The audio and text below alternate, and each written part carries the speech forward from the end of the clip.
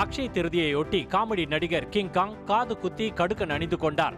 நகை கடைக்கு சென்று தனது நீண்டகால ஆசையை நிறைவேற்றிய அவர் அடுத்த வாரம் தனது சக நடிகர்கள் மற்றும் நண்பர்களுக்கு கடா விருந்து வைக்க உள்ளதாக கூறியுள்ளார்.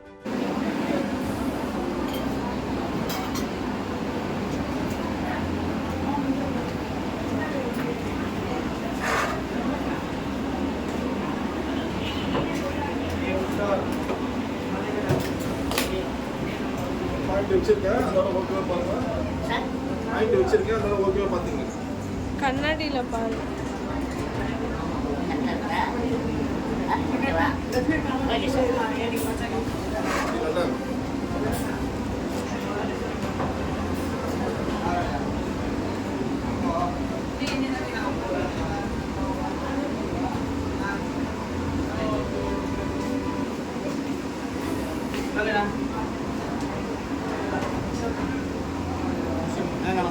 போட்டு விடுங்க. சரிங்க சார்.